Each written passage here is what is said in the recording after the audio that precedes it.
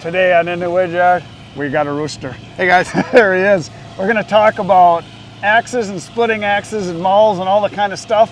That's the 5 pound. 500, nice. Yep. So you don't sand these down, just leave them rough? Well, they were sitting out in the weather. Oh, so I do that to test. Yeah. I've got some wax products that I'm testing. So if I leave them out and they'll let the raise the grain a little bit, then I can kind of show how I can go from this back to sealed. Then you do a light sand. Then you do boil and seed after that, or what do you do? I actually prefer wax-based products. Oh, okay. And the so reason it's just rubbing. Yeah, and the reason being is that boiled linseed oil feels good in the hand. Yeah. It's good if you're using like a smithing hammer, yeah. Okay? Because it's going to protect the handle, but it also makes a nice grippable surface that also slides through your hand without causing blisters. Whereas varnish will cause a blister. Oh yeah, right. Yeah. Okay. Oh yeah. But whereas a wax product, a wax will bead the water and won't let the water get into the wood. Right. And most of what I do is, outside every day, right. In the winter, in the snow. Sure. Like most of my firewood gets split between October and March. Sure. Because in Missouri, it's brutal in the summer. Oh, and yeah. the mosquitoes, and it's crazy. Right. So I use a wax product just to keep the water off of it. Well, the other thing that I've always noticed, you get anything with any kind of a varnish on it, yeah, it's nice if you keep it inside, but as soon as it hits, it's going to start cracking and chipping and peeling, and it just doesn't last. The sun will grab it, and then yeah. The UV doesn't like it. No, and like you said, it's that kind of surface that if you're barehanded, you're getting blisters and yeah, so that's a nice 5 pounder. For those of you that don't know, tell everybody about yourself. You are originally from the Midwest. Yep, I'm from Wisconsin. Yep. Originally from southern Wisconsin, and then moved down to central Missouri to be after grandparents. Yep. I work remotely for Council Tool. I'm a account manager, product rep, and axe designer for them. And your son, Brandon, yep, owns Whiskey River. Yeah, trading up in Iron River, Wisconsin. So you are all about axes and hand tools. Yes, sir. Yes, sir. So he's the guy. This is the guy. You want to know anything? He's the man. I just pretend to play with it once in a while, but he is for real. Now, we're talking a little bit before we started. I used to hand split for years. Like when I grew up, it was when we grew up, the elm trees were dying off. And so we heated with wood. And my dad got free elm trees. So you know what that meant? I was the wood splitter. Yeah. So me and my two brothers, that's all we did. We had a crappy old railroad spike driver. Oh, okay. So the long one, long head. Got to be accurate. Well, yeah, you learn a lot. That's a head about that, right? Little head. And then we had 3 or 4 mushroomed out crappy old steel wedges to split all that elm. Wow. And we heated the house. That's all we did. Wow. We were the wood splitters. Yeah, built some character. Our dad says, "We'll make you so tough, your crap will fight to get down the toilet." That was his big one. Yeah, that's his thing. And so yeah, we split wood all the time and stacked it and hauled it, and so yeah, we were the wood splitters. So I've done a lot of swinging. My dad worked on a railroad crew. He was a railroad engineer. All right. But his first 15 years, the reason he had those hammers is he was on the switch crew. Oh, okay. He fixed track. Yeah. So he taught us how to swing an axe, and so I know all the different techniques, and my dad was very good at it. Wow. So he'd go to the fair, and he'd be the guy one-handed making the bell ring. Ding. Right. And they'd turn it up all the way, and the guy would say, "Have at it, you're bringing the crowd." Oh, so he would just bam, bam, bam, bam. Right, right. Because you never hear it, because no one can ever do it. And all of a sudden you hear it, it's like, who did that? And he could do it over and one-handed. Yeah, he was phenomenal. But not so much anymore. He's 87, so he's lost a little. Yep. I thought feeling if he grabbed onto you, grabbed a hold of you. I used to fear him up to about 75. I was still afraid of him. But now, that's fun. Now he's losing all his muscle mass. Yeah. He went from 200 to 210. Now he's down to maybe 160. He's just. Oh yeah. So he's nothing you can do about it. That's what happens. You go and he complains. "I'm only half the man I used to be. I'm down to the size of a normal man." Right. That's fun. So yeah, let's talk about your axes here. So you said this is like your favorite, the 5 pounder. Yeah. So I like the 5 pound. It's got a really nice wedge shape to it. Yep. So it does really good splitting. It's got a high center line, so it does help to release. Yep. It's also balanced front to back, which means it's not blade. It won't blade roll drop on you. Yeah. And the reason that's part of it is also to drive felling wedges. Right. If you have a shorter handle, this is also a faller's axe. Sure. So instead of trying to make 2 different axes for 2 different markets, we make the same head, put on 2 different handles, and now we have 2 different axes. The idea too that a balanced head will actually swing straighter and more accurate because you're not fighting trying to steer it. It steers itself that way. So do you find that this is better than a double bit as far as, like you say, you're swinging, but the double bit, obviously, a lot of guys will have one side a little dull for splitting, one side a little sharp for cutting, or some guys just sharpen them both, and when they get a dull, they just switch sides. Sure, yeah, that's, I mean, a double bit does have that advantage, so you can set up each blade differently. Yeah. We also have to talk about there's lots of different variables, as you know, lots of different techniques, and the variables, you know, what kind of wood is it? Is it seasoned? Is it green? How big of a round? Is there knots? I mean, you have to read the wood to understand how you're going to tackle that round on what tool you're going to use. And I like to use like 4 or 5 different axes and mauls. Because the right amount of axes and mauls is what? R+1. More. It's called R+1. What's that?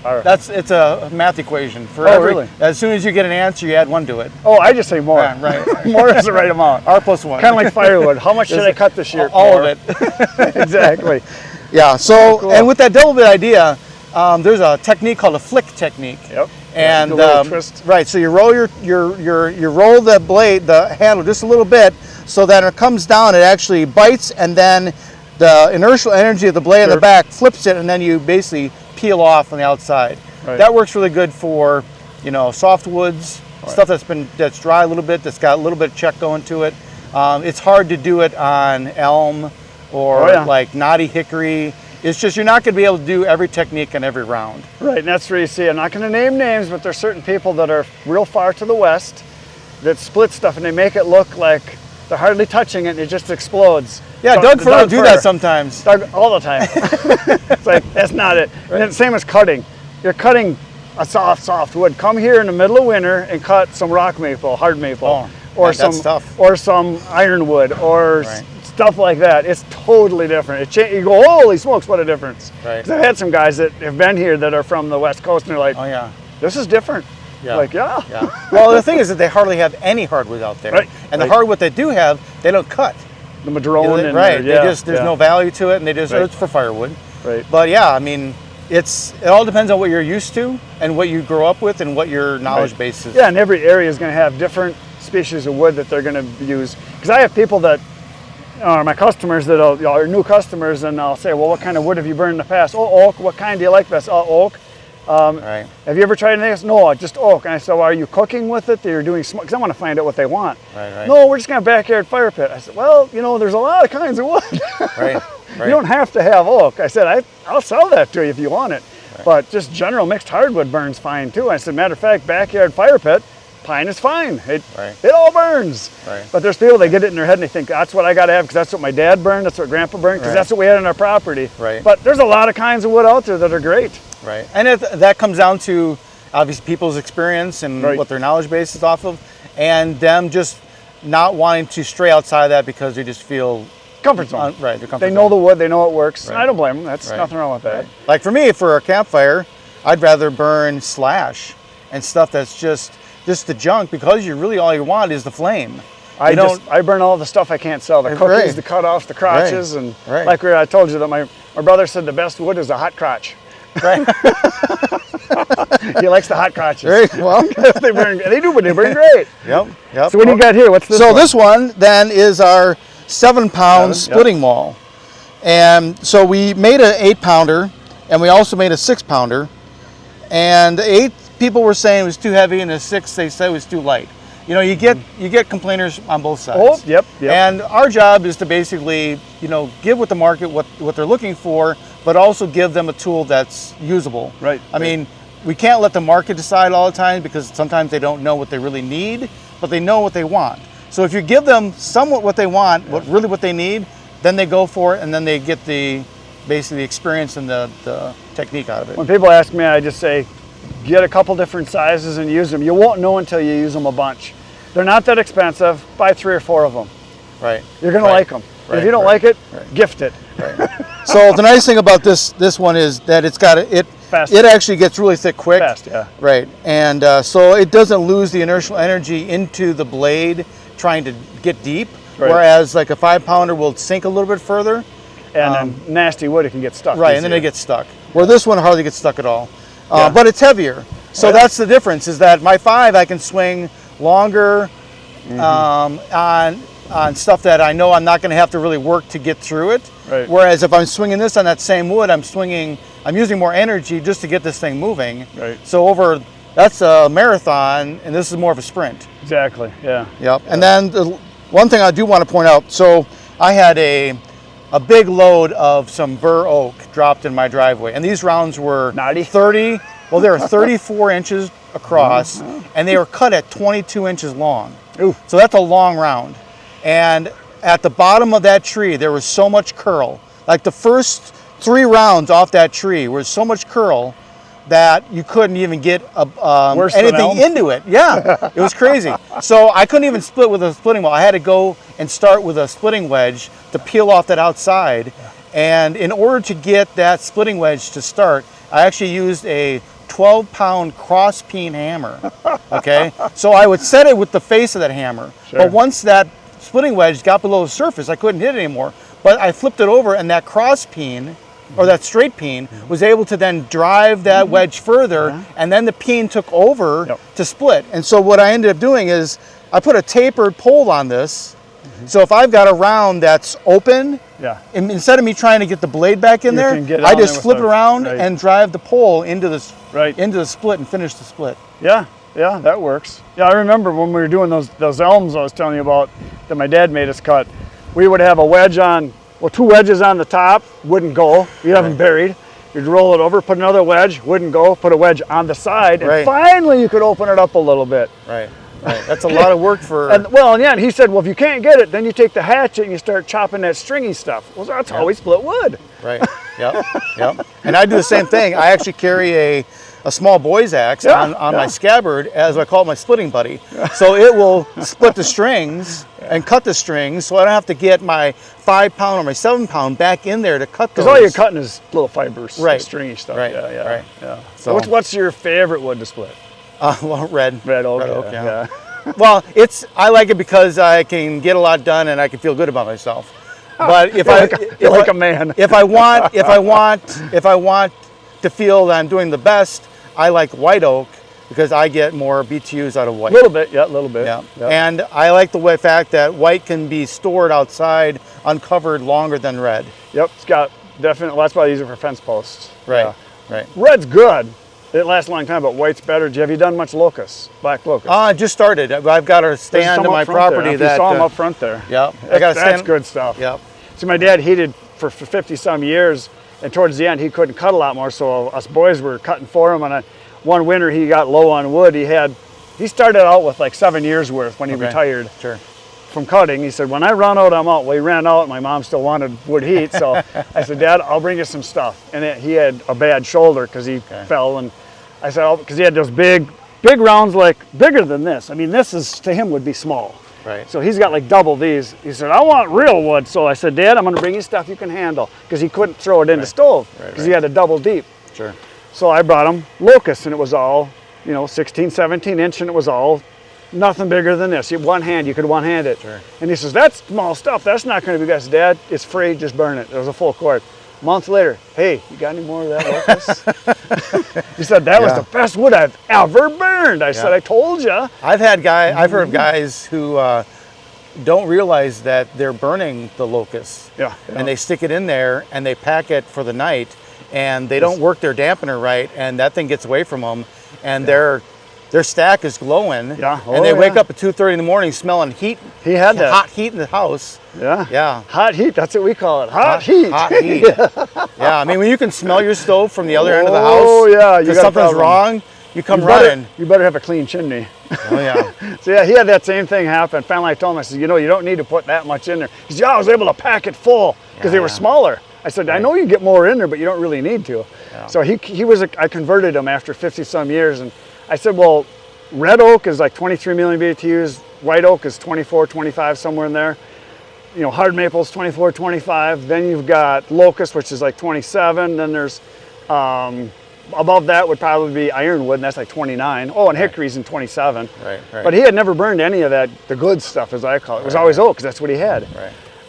So then I got him some other stuff, and he's like, I can't believe this, because he knew the difference. Right. So yeah, you don't know what you don't know. Right. So I taught an old man a new trick. Right. I like to burn the locust during the day because I work from home, so I can manage my fire. And I've got a cook stove that we use to heat the house, a newer one. So what size can you get in it? I can get 22 inch. Oh, really? Yep, it's a big firebox. See, I sell to a lot of people with the old-fashioned ceramic ones, you know, and it's literally like 11 or 12 inches maximum. Right. Yeah. I got a lady I sell to, she still cooks on it.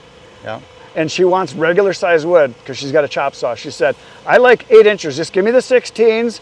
Every day I chop a few. That's fun. She's got a little radar arm saw. So I chop them down to bring up my basket and I'm good for the day. It's probably easier to stack the 16s than to try and stack the 8s. Yeah. If you gave her 8s, it just had to be in a pile. So first time I delivered to her, I get there and it was a full cord and I dumped it out. She says, oh. I said, well, is there a problem? She said, well, the guy that I used to get my wood from who quit doing it, he'd bring me small ones. I said, well, you didn't say anything. This is standard 16 inch. She said, well, I got a chop saw. I said, well, if you got a problem, let me know. I'll help you break it, because she was older, widow. I said, I'll come and I'll chop them down for you. I just tried to be something. She said, no, that'll be a good project. Next time I came back, she said, that worked out great. I said, good. So, and you're doing 3x4s, or what are you giving her? She did smaller stuff. She wanted smaller. When she said smaller, I thought she meant smaller, but I figured standard 16 inch. That's what everybody gets. Right. But she meant smaller. You know, I call it anybody's hand size. Sure. So that's what she wanted, and that's what a lot of the people that I sell to, even heat with wood, they have inserts or a real high efficiency stove. Right. They don't want big monsters anymore because they don't burn as much as they used to because they're high efficiency, and they're only putting in 2, 3, 4 pieces at a time, and they heat their house. Right. So it's just. The days of everybody getting big monster wood are kind of over. There's boiler people that want it, but not a lot.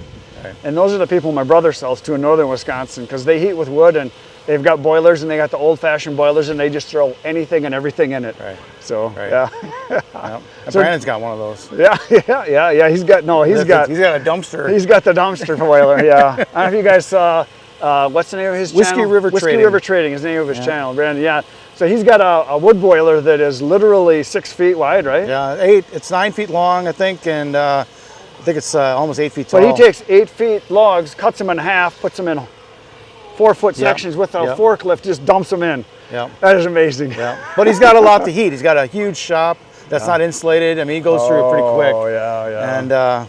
And so it's one of those things where people are like, well, that's a waste. I'm like, you know, for the amount of space he's trying to heat, I think it's.